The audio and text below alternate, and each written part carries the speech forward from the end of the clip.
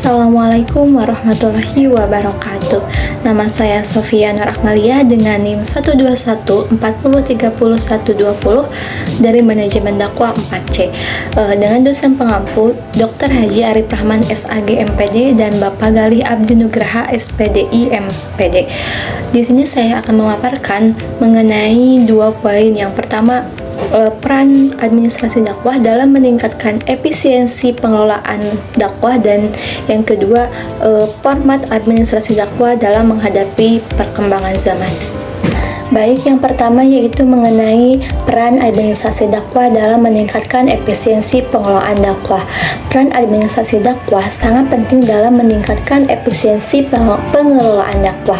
Administrasi dakwah melibatkan serangkaian proses perencanaan, pengorganisasian, pelaksanaan, dan pengawasan dalam upaya menyampaikan pesan dakwah kepada masyarakat yang efektif dan efisien. Nah, di sini ada 4 peran administrasi dakwah dalam meningkatkan efisiensi pengelolaan dakwah. Yang pertama yaitu perencanaan yang efektif.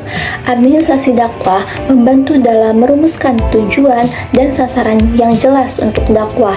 Dengan melakukan perencanaan yang baik, pengelola dakwah dapat mengidentifikasi target audiens, menentukan pesan yang relevan, serta merencanakan strategi dan metode yang efisien untuk mencapai tujuan tersebut.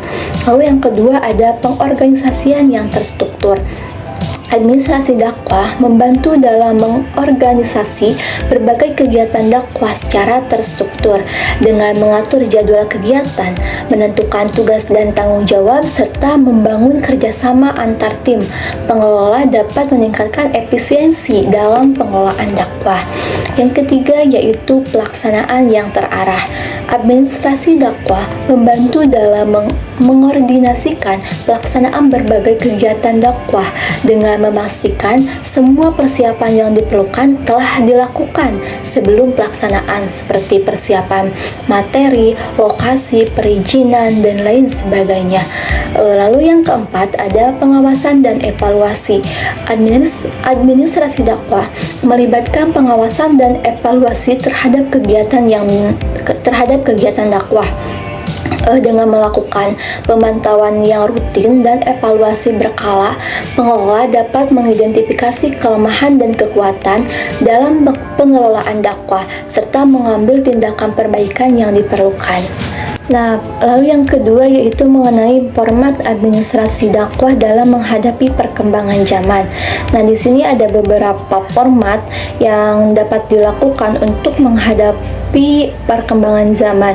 Yang pertama yaitu pengelolaan organisasi, pembentukan badan atau lembaga yang bertanggung jawab atas dakwah, lalu penentuan struktur organisasi yang jelas termasuk tugas dan tanggung jawab setiap anggota, lalu penunjukan pemimpin yang mampu memimpin dan mengarahkan kegiatan dakwah.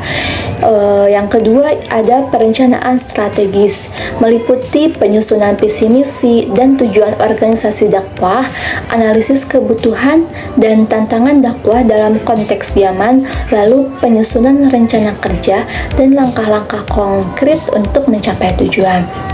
Yang ketiga, komunikasi dan media, meliputi pemanfaatan teknologi informasi dan komunikasi seperti media sosial, website, dan aplikasi mobile lainnya untuk menyebarkan pesan dakwah.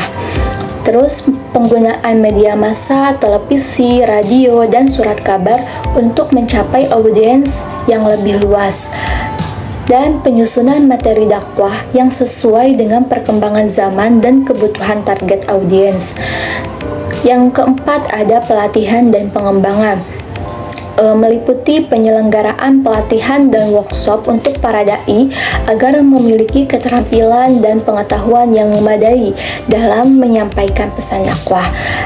Lalu pelatihan manajemen waktu, komunikasi efektif, dan keterampilan publik yang diperlukan dalam dakwah.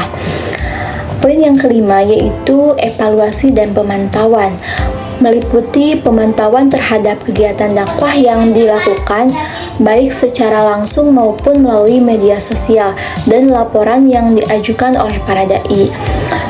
evaluasi terhadap hasil dan dampak dari kegiatan dakwah yang dilakukan, dan penyusunan tindak lanjut dan perbaikan berdasarkan hasil evaluasi untuk meningkatkan efektivitas dakwah.